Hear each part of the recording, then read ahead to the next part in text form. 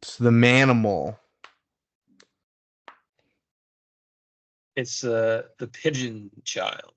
What are you saying? That's your name. It's not my name. The pigeon child. Brandon the Pigeon Child Snedeker. Are you gonna watch the Wolves game tonight? What's that? Are you gonna watch the Wolves game tonight? I am. They're gonna lose. I'll be sad. You think they're going down 3-0 as well? Yeah, we're fucked. Luka's in he's in a different world. He's gonna fuck us on TV mode. You know? He wants to embarrass us. How are we gonna start Battlefield Earth? Are we gonna pretend like Earth is a battlefield? Thought about that. I thought about talking about religion, Scientology and stuff. I think it'll come out naturally. I thought we could be like robots doing a podcast that were conspiracy theorists that didn't believe that AI could overthrow themselves. That's good. That's pretty good. Or we could be podcasters who are cheering for what are the alien people calling this? Like the Cyclos. The Cyclos. It could be like, man, crazy day back on Earth for the Cyclos. Go Cyclos! Like they're a team. The Denver Cyclos. The Denver Cyclos. That could be good. And the whole Earth is a battlefield. That makes sense because it's like sport for them. Yeah. Who you rooting for? Oh, I'm a Denver Cyclos fan. Yeah. Oh, me too. That makes sense. Okay, yes. Yeah, that's what we're gonna do. Good podcast. Episode 900. So close for our robot starting a podcast, but conspiracy theorists against AI. Almost made it. That's we always end up with a mashing. There is a chance that we switch one of the films after Space Month. Okay. We might be swapping Shallow Hal for Gentleman Broncos. Yeah, that's the guy. The Napoleon Dynamite people, Jared Hess, because Devin recommended it, and he might be here that weekend in Billings. Okay. And then he said, if we let him do the episode he wants to do while he's here, he will try and be on 3 additional episodes back to back. That's a lofty promise. I know, right? But that means he would be on for Frank, R.I.P.D., and Double Down as well. There's 3 good ones. So. And Seth, yeah, the whole crew. So, there might be a change. And then we'll have to figure out Space Month Masterpiece. I'm live. Which Carter might be on. But Carter also might be on The Journey Absolution. Jordan's going to be on John Carter. Okay, makes sense. Yeah. All right, are you ready? Yeah. I never even did a sound check. Hold up. Hello. Oh, yeah, I'm ready. That looks great. Okay. 1, 2, 3, play.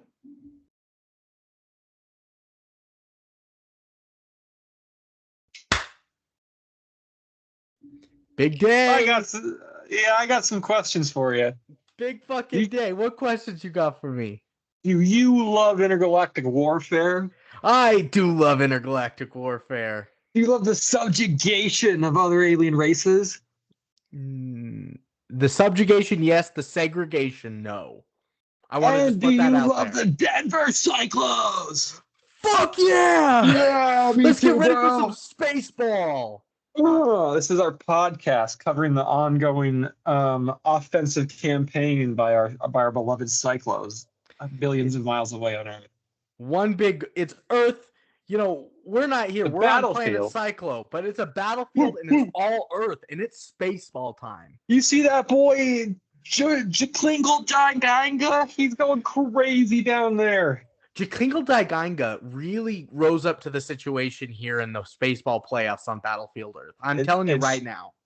It's crazy because like in the regular season we all didn't pay him. I mean, he was a great player, obviously. We didn't pay him much notice in this thing, but the playoffs come around, like you said, when it really matters on Earth, he's cracking skulls like nobody's business down there. This is like we haven't seen. And you would expect this from like a 250-year-old, but from a 471-year-old, he's out there still doing this. And this is ostensibly his career peak. We haven't seen performance like this. Good word. Thank you from the likes of Jeklingle. It harkens back to the days of the 70s, when, of course, in Battlefield Venus, Lava painful and over 1,700 kills in less than an hour. Yeah, I mean, that's when I really started to get into Spaceball, was the 1770s. Yes, yeah. Go back, the classic matchup, the Utah Manimals versus the Denver Cyclos, and I was watching. Whooped them. I was watching with my papa, and I just couldn't get enough of Kringlesons because he was. It was a style maybe 50, maybe 60 years ahead of its time aesthetically, and he was certainly derided for it back in the time. Everyone was Jesus Klingle. He's crazy. He's unorthodox. He's not abiding by common standards, and here we are talking about him 6 years later. I mean, it's 60 decades later. I mean, this is what we do. This is the Spaceball podcast. Get ready. Here's an ad.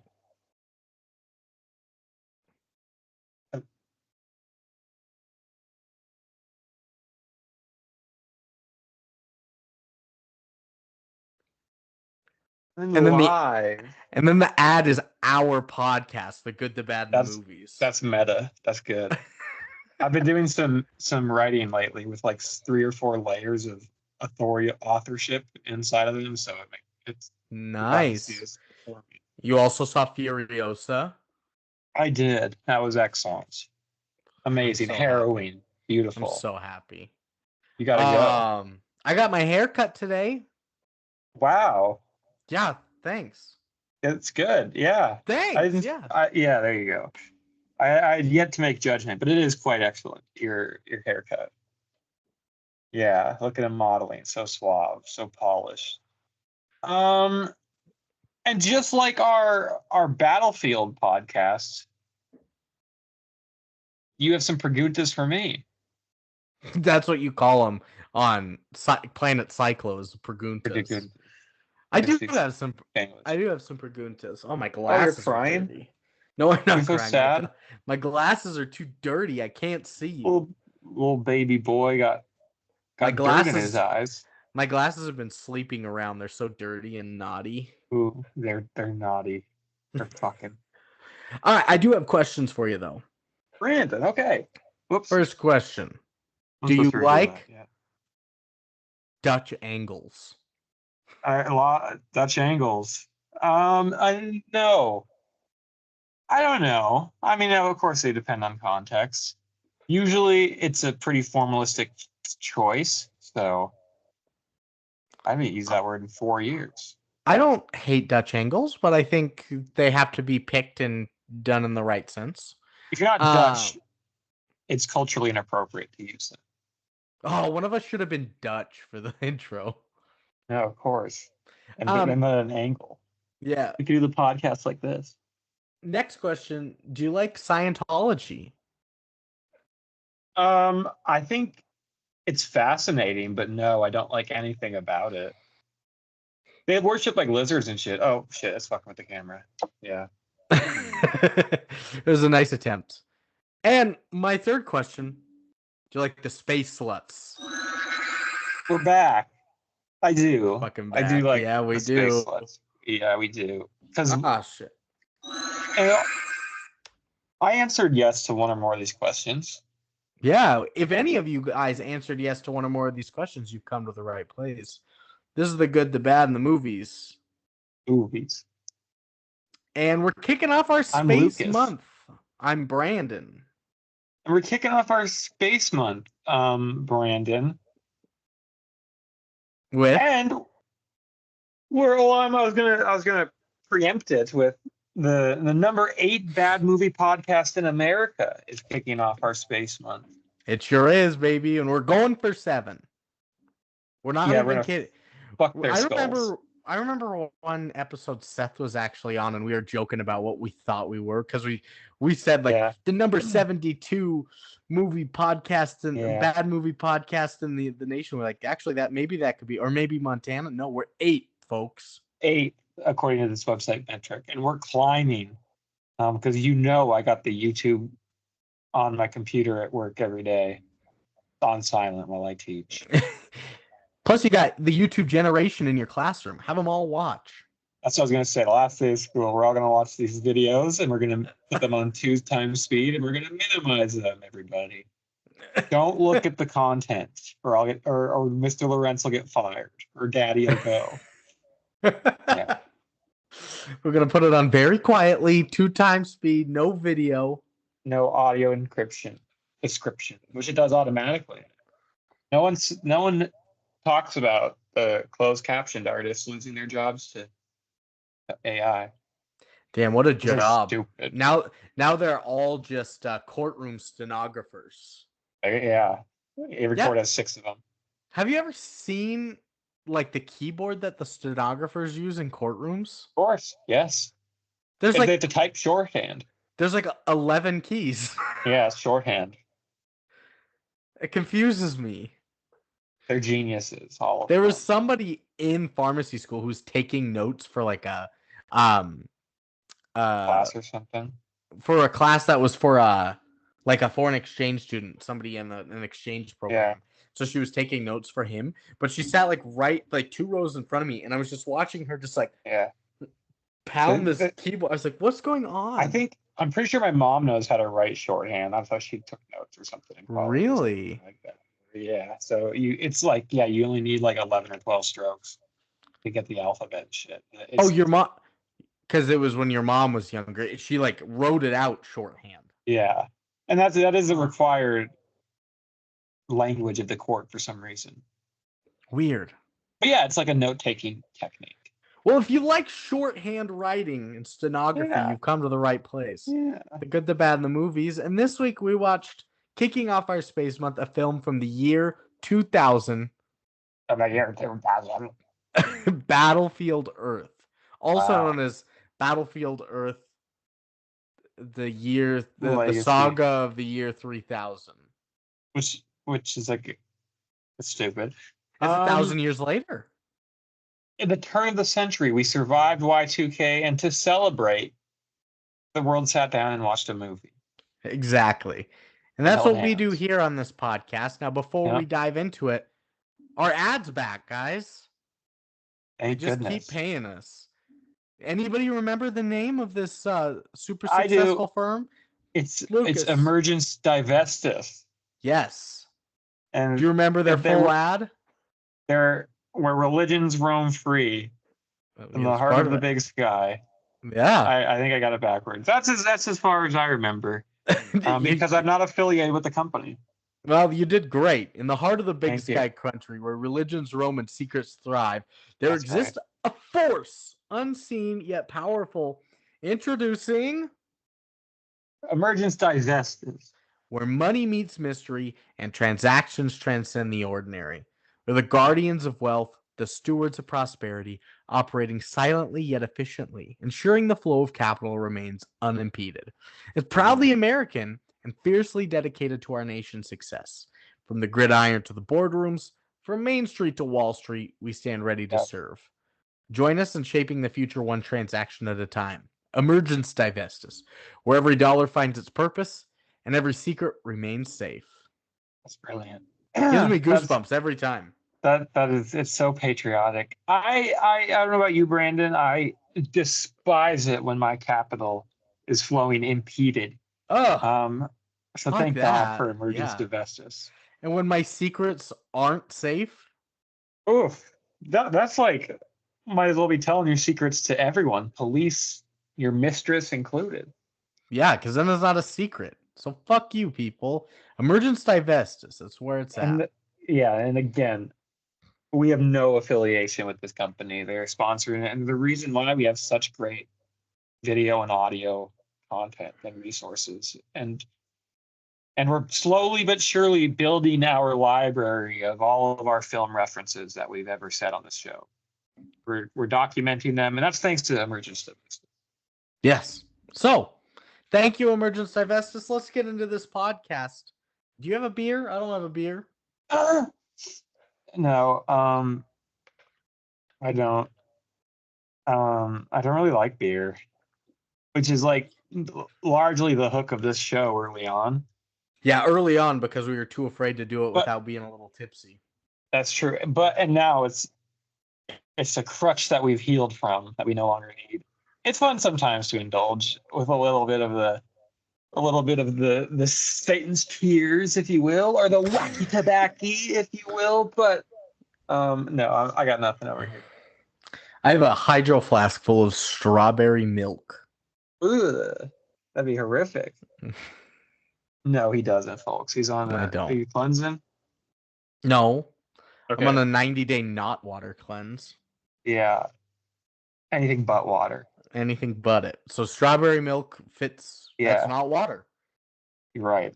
So, a movie. You can only have the melon part of the watermelon. Battlefield Earth. A director is named Roger Christian. And he's done what a standard issue name. He's done some stuff like The Sender, Lorca and the Outlaws. Nice. Who in the Outlaws? Lorca. Lorca, Lorka? CA. Like a whale, but with an L. It's an orca that's taking an L. Orc? Yeah, that's true. Nostradamus. Fame. Yeah, that's a name. The Final Cut, Underworld, Masterminds, American Daylight. Is he Bandito? I was going to ask if he's the Bandito guy. Okay. Yeah, I knew it. Yeah. Standard, Prisoners of the Sun, Joseph and Mary. Yeah, Standard, not Stranded. Standard, and Galaxy Built on Hope. Oh. I haven't heard of any of these. I've heard of the name Nostradamus. You're right. That I take it back. I wonder if he's friends with the star, this movie or something. Yeah, probably. That's terrible. Actually, I know the name Masterminds, but I doubt it's the Zach Galifianakis movie. Can't be. There's no way. It can't be. It can't be. Not with that. Two writers. You've got Corey Mandel and J.D. Shapiro. Corey Mandel only wrote Love Kills. And boy, was he right. Wow. That's all he had in him, was it? That's all he had. And then J.D. Shapiro did the Eros. One that actually I know of called Robin Hood Men in Tights. Oh, that's a lark. It's a classic like satire film. Lark. You've got We Married Margot. Ooh, collectively.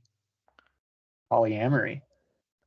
This one just says polygamous, but it's not polymery. That's a good question. Monogamous. I'm asking you because monogamy. Because you have lots of loves. I have so much love to give. Yeah.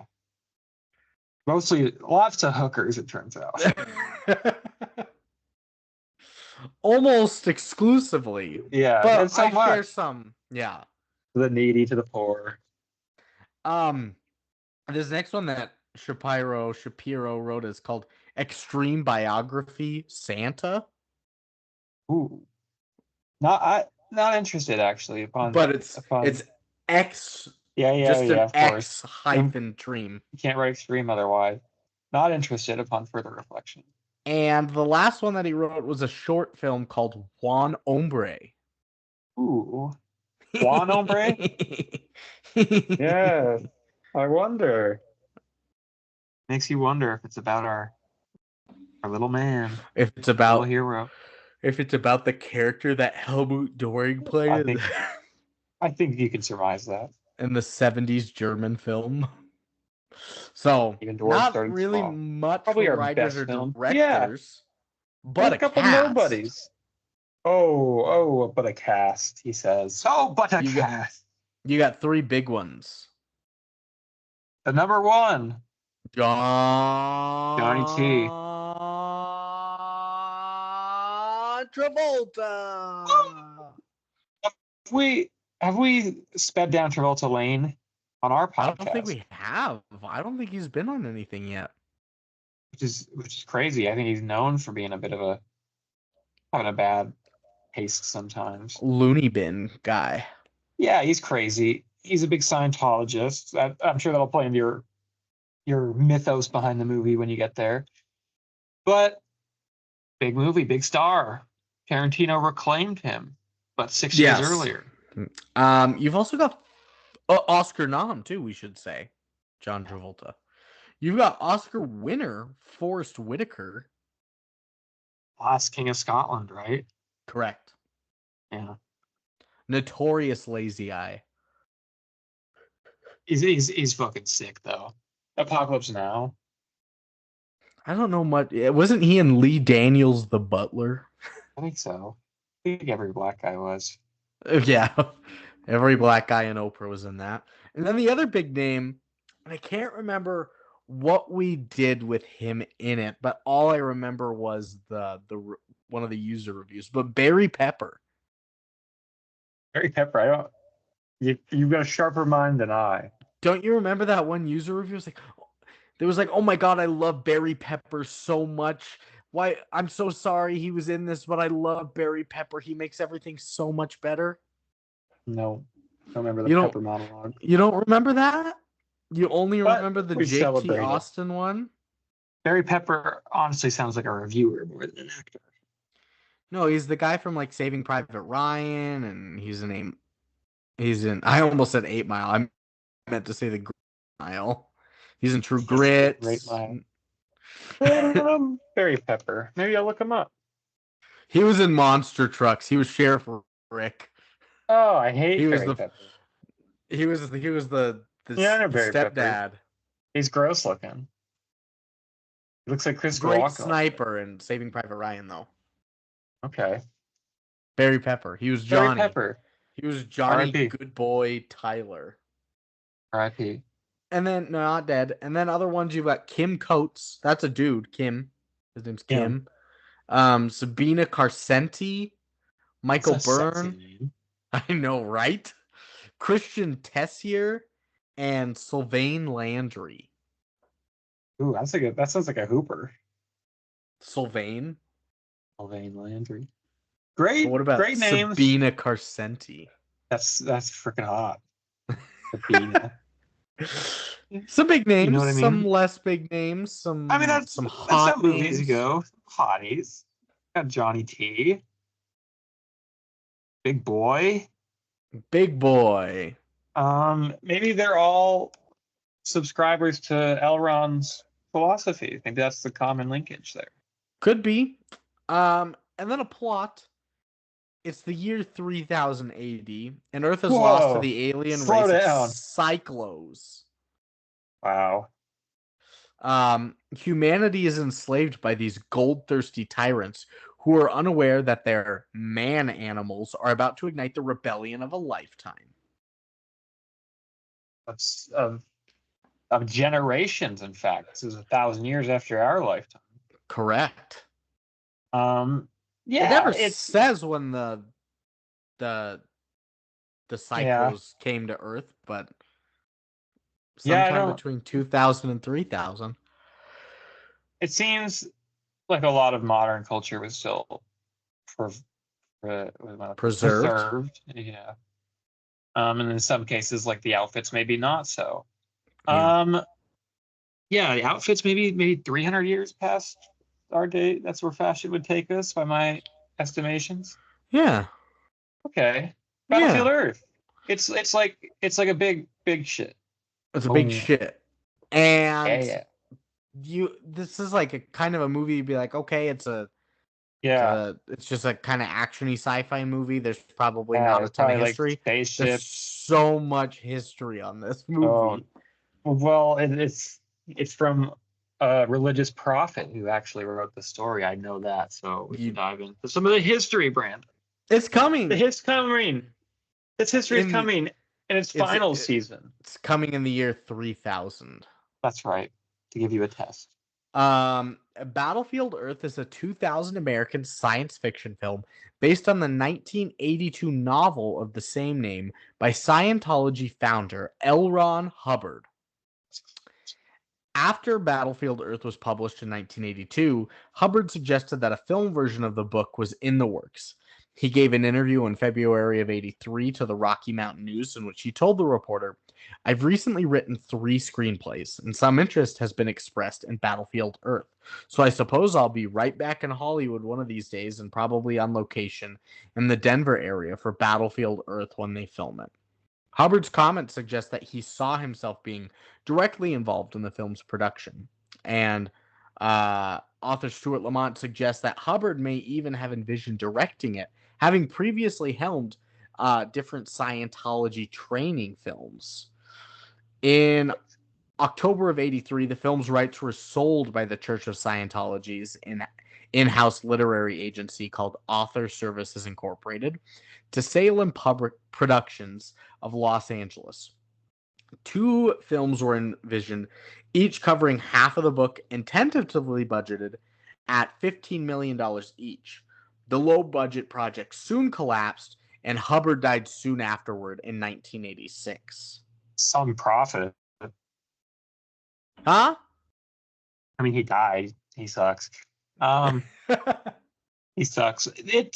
Scientology is crazy in and of itself because he was like a fiction writer, and people were like, "It's pretty good," and then he's like, "No, this next one is like actually true though. It's like there's this stuff. This is like this one's real. The one before, the one after, that's all fake." And they're like, "Oh my god!" And fucking morons like John Travolta and Tom Cruise are like, "He's right." Oh my god! You can't just invent a religion in 1982. He fucking did. He's from. I think he's born in Kalispell. If I remember right, nearby. Oh, really? Yeah, he's the crazy son of a bitch. Yeah, and now they're of course like a legal powerhouse, and they do all sorts of evil across the world and kidnap people and all sorts of stuff. And you believe in like the sun god Xenon or something, and each of you guys are going to become your own planet or something like that. Yeah, they're fucked up. I think my mom's theory, and of course my mom is right in all facets of life, is that the Church of Scientology has evidence that John Travolta and Tom Cruise are homosexuals, and that's why they're beholden to the church. Lest that get out. I have heard that.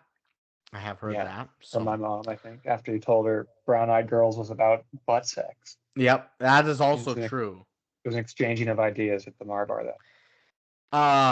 When you said what a prophet, when you said what a prophet, I thought PROFIT. Ooh, not little entendre action. Is it time? No, there's still more history. Oh, okay. So Hubbard died in 1986, and then John Travolta, a Scientologist, began attempting to adapt Battlefield Earth in the mid-90s. He was unable to obtain major studio funding because of the concerns regarding the script and its connection to Scientology. When in 1998, it was picked up by the independent production company Franchise Pictures, which specialized in rescuing stars' pet projects.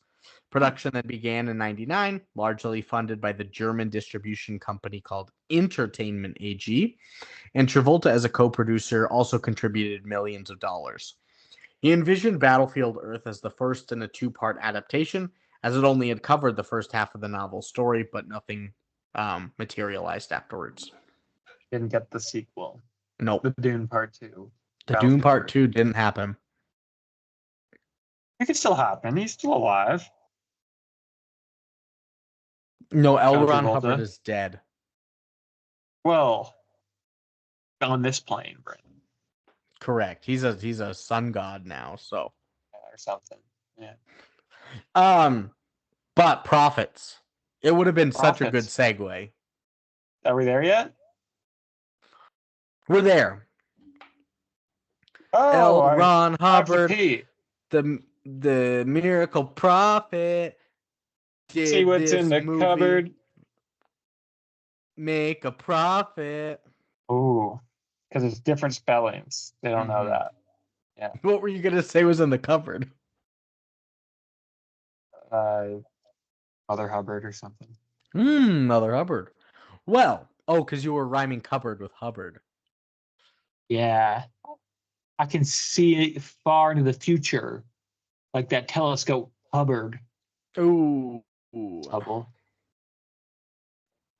I hate that cupboard is pronounced cupboard and it's spelled cupboard.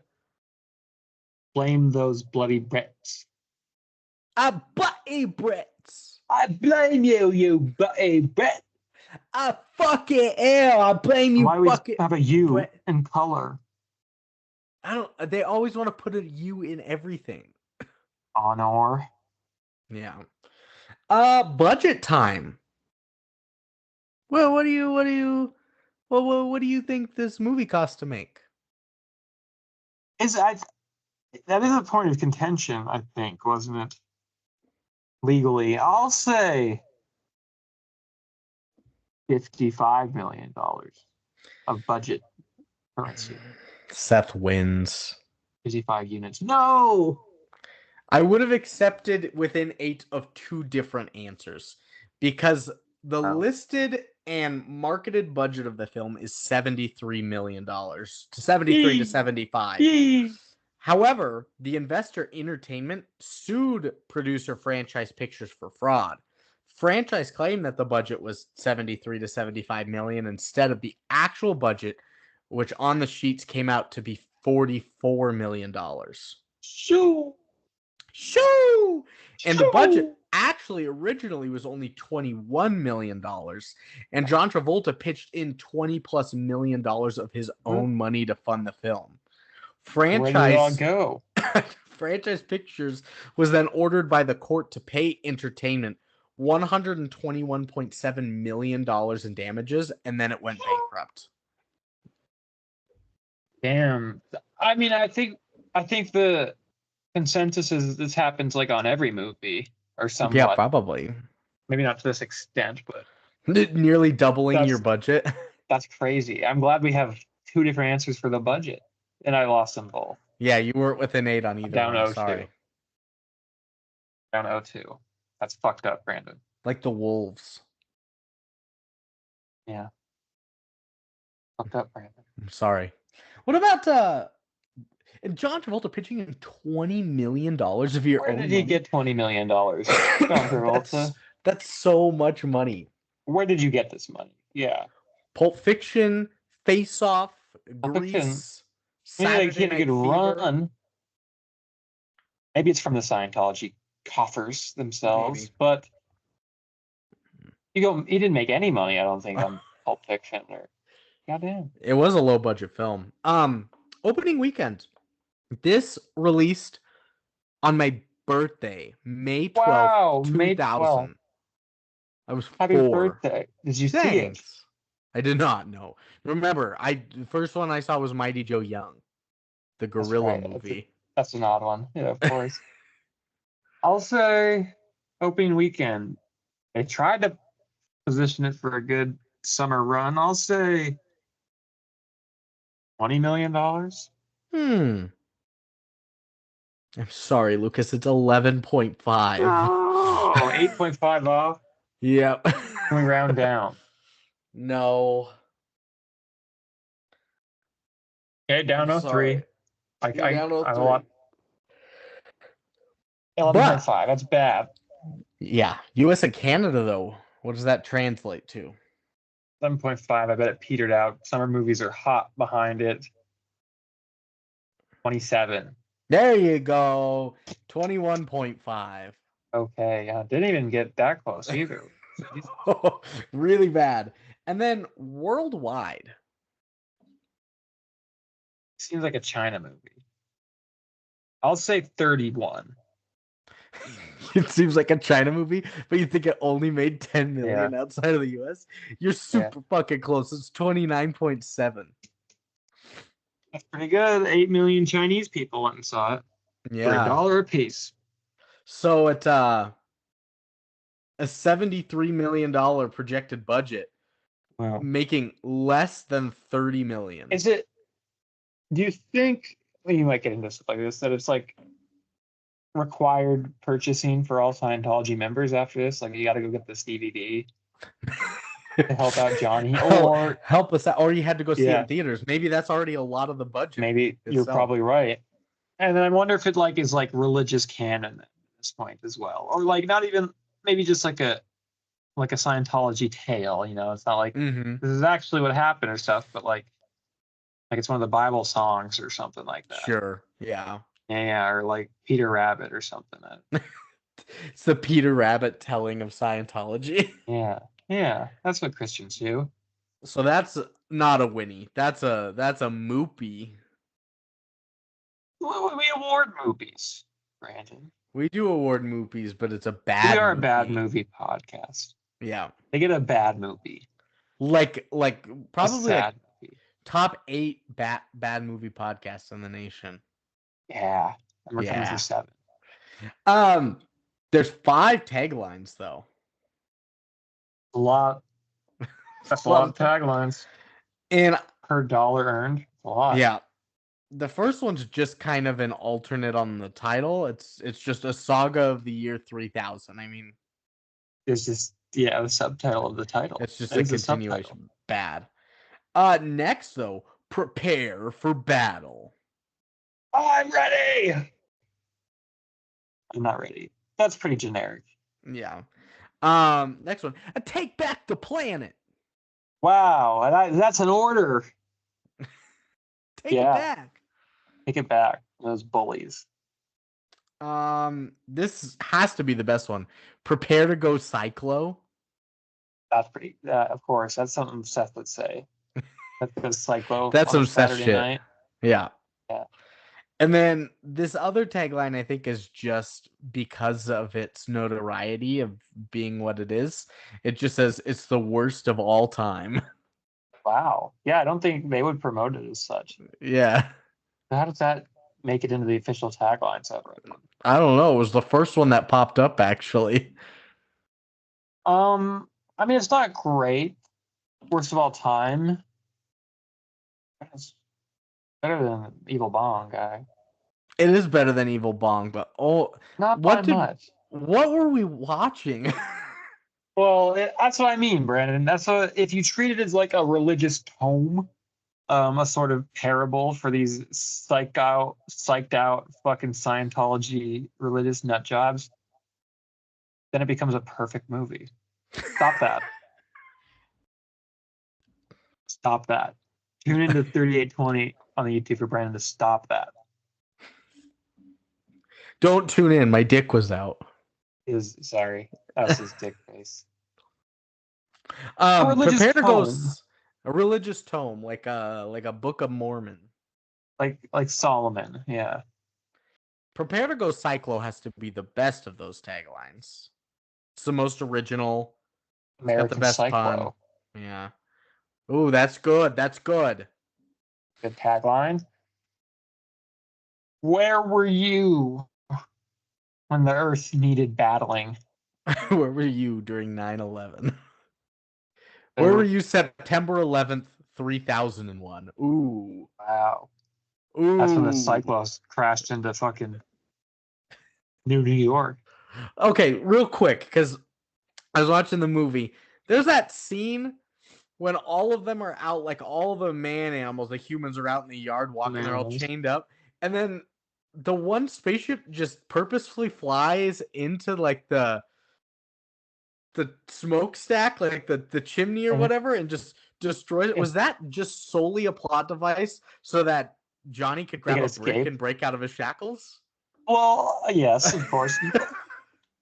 Again, you have to. What does it say if you're looking at this from a religious epic point of view? It's probably one of Xenu's angels,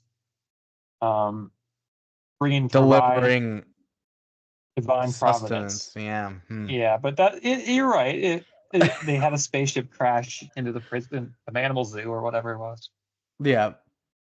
And it gives 9/11 vibes, but it's pre 9/11, so Predates it. But I mean, people have been smashing stuff into stuff for a while. So. Well, other taglines. I'm trying to 20. think of something like Johnny, what was it? He said already, Johnny Be Gooder. Johnny Goodboy Tyler is his name. He's such a good boy, Tyler. Johnny Goodboy Tyler. What about good boy? What's the biggest threat to the United States? Hurricane Katrina or a cyclone? Oh, speaking off that, building off that. How's it go? Got your body moving like a cyclone. Body like a cyclone. Yeah, I was gonna cyclone. Who's that by? Hot and moving like a cyclone. All night long, you make me want to do it all night long. Night long. I'm looking it up right now. Body like a cyclone. Body like a cyclone. Cyclone featuring T-Pain, song by Baby Bash. Baby. So we could do Cyclone by Baby Bash, but spelled with CPHBSY. Baby Bashfield Earth. Baby Bashfield Earth. Move her body like a cyclone. There we go. That's a great tagline. Yeah, and he loves this movie. Baby Bash does. I was also trying to think of something with Travolta, like Trials and Tribulations. That's great. We could do like Scientology Willikers. Ooh, that's also good. We're nailing it today. We're creative. Our juices are secreting. Yeah. Baby Bashfield Earth, move your body like a cyclone has got to be the winner. That's yeah. And you still have to pick a cat's fact name. A cat's fact name. So there's Battle Cats Earth. Salt and berry pepper facts. Yeah. Good. Pretty good. Battle Cats Earth. I'm trying to look at like some of the names of the characters, like Terrell or Kel or Zeets, but none of those really none of them really fit. Elron Factored. Facts kind of like science. We could do factologists. Factology. Scientology facts. Scientology facts. You know. What about Mongo? Is he actually? He's awoken from his coming. No, Mongo. Let me know if he comes. I need movie ratings for him. You're right. Of course. What about We need a jingle for Mongo time.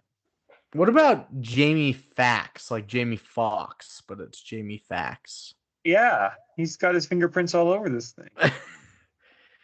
He's been in movies before. That could be. Ooh, what's that sexy ass name? Oh yeah.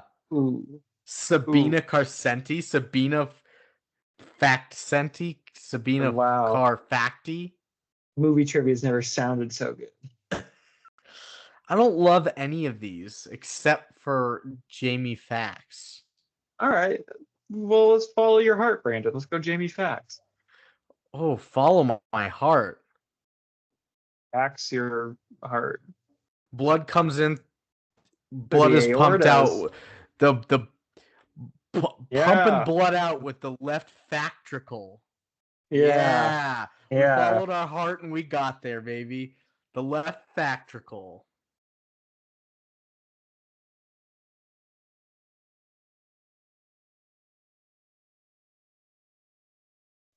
Okay, I have a handful. 10. Of what? 10 blood is pumped out via the left factricles today. Mongo, he wants some movie ratings. I've got 2 today for you, Mongo. Mongo, sage advice is needed. What do you think of the animated movie Sing, Mongo? Sing, animated Mongo. The original, not Sing 2. Oh, he loves Sing. He says 9.1. He loves all the little animals. Oh my goodness, that's the highest I've ever heard. What about Baby Driver, Mongo? Baby Driver, Mongo. Baby Driver. Edgar Wright. Ansel Elgort. 3.7 for Mongo. Oh, He hates the artistic flourishes. He thinks it's indulgent and not a Kevin Spacey guy. it's hard. Kevin I like it though. Kevin Spacey's so great, but it's hard to like him now, you know? Mongo doesn't like he doesn't care about his moral choices. He just hates him as an actor. Oh, really? Didn't even like American Beauty. Wow. American Beauty bonus. Oh no, you don't want to hear that. That's racist, Mongo. Can you believe that American Beauty actually had a 17-year-old show their boobs in it? Exactly. They had to consign Romeo and Juliet back in the day. Was that Pirelli one? The 61? Yeah. I was going to say, did Claire Danes show her boobs? But that was in the Leo one. But no, she didn't. I think she was older. She was younger than him. I think she was 18 and he was like 22, though, or something. No, she might have even been like 16 in it. Oh, no. Bonus facts. Yeah, Romeo. Ages of girls in different movies. I just really do know that the American Beauty one was she was super young. Duh. 1996 is when that one came out. Claire Danes was born in 79, so she was 17. Nice. Kissing Leo. All right. For you. How many facts did I say? 10, 11? Yes. 10. First one, John Travolta initially offered the director's seat of this film to Quentin Tarantino, who declined the offer. Oh, could he have spun gold out of this shit? Yeah. I mean, he probably not. That's why he turned it down. He wanted to hook his boy up, get him into the Scientology realm. What was he making around this time? Kill Bill? 2000 Kill Bill. Mm-hmm. Next, almost every shot in this film is at a Dutch angle because director Roger Christian wanted the film to look like a comic book. Which, do all comic books have Dutch angles? Cinematographer Giles Nutgins has gone on record as saying that the overuse of color filters and Dutch angles wasn't his idea, and that he was given the smallest lighting budget he had ever worked with. How to defend himself? That's okay. There were so many filters. It's like yellow, and then it's so green, and then it's so purple. A lot of Dutch, and then so many so stylized PowerPoint open from the middle of the frame out transition slides. I mean, I'm surprised the budget's so high then. I know, right? Next is that Barry Pepper blamed the film's failure on a weak script and poor production value. He claimed that John Travolta's paycheck took most of the budget, even though Travolta was funding it. He was putting it back in, so he demanded a big paycheck. Doesn't seem sound. Johnny. This is a quick one. Forrest Whitaker expressed his regret for participating in this movie. I express my regret. I do express. Next, the original plans called for a sequel to be produced, which would have been based on the second half of the novel, like I said. These plans were scrapped due to the poor critical and public reaction, and John Travolta had both a sequel and an animated series planned even before this film was released. They're going to make it his Star Wars. He really was going to try. Cross-dressing son of a bitch. Speaking of Star Wars, my next fact is that John Travolta referred to this film as, in quotes, like Star Wars Episode 4 A New Hope, but better. And also, in quotes, the Schindler's List of science fiction films. That's a tough needle to thread. Which I think Dune 3 would try and get at it, reading the books, doing Messiah, sort of be like the Schindler's List of fucking. What does the Schindler's Sci-fi. List of science fiction films even mean? That deeply moving movie about human loss and genocide, I guess, which this is I not. guess so. This is not. I mean, there's some animals. Yeah, of course. Just like in Schindler's List. Next one is that when the book was first written, John Travolta wanted to make the movie and star as Johnny Goodboy, the young hero. However, he could get no investors to back him because of the project's association with Scientology. By the time the movie was made, he was far too old to play the part of the hero and instead opted to play the part of the villain, Terrell. It would be very Travolta-esque at that time. It would be like, I have to play the part. Yeah, of course. Of a 20-year-old. Next, screenwriter J.D. Shapiro, who wrote an original draft of the film, surmised that author L. Ron Hubbard conceived the name of the Psychlos for the bad aliens because he hated psychiatrists and psychologists. Hubbard, who founded the Church of Scientology, indeed became a fervent opponent of psychiatry after several doctors had rejected his spiritual healing theories and suggested that he suffered from paranoid schizophrenia. Some viewers interpret the movie's conflict between the free humans and the Psychlos as an allegory for Scientology's ongoing battle against psychiatry. Which what a war to fight, right, Brandon? Yeah, those are fighting words. Yeah. Fuck the counselors. Fuck the school counselors. And the mental health counselors. All of them. What an enemy to make yourself with.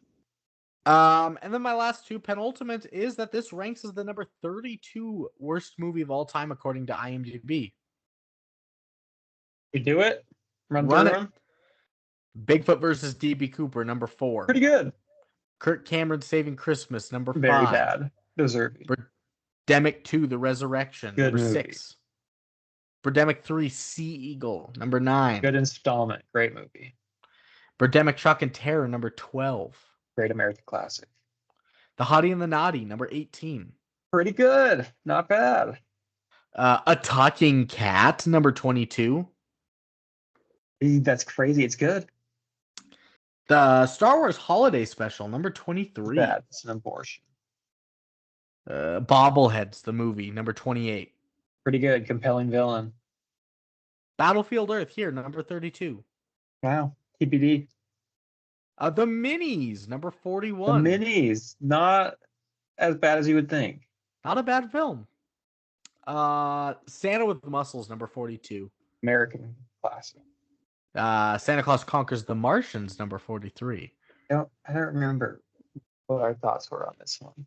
Neutral. Neutral. Seth's Opus, The Skateboard Kid, number 47. I'm just closing the door for audio purposes. He's closing the door for audio purposes. Seth's Opus, number 47, The Skateboard Kid. Pretty good. Seth's Opium, Space Chimps 2, Zartog Strikes Back, number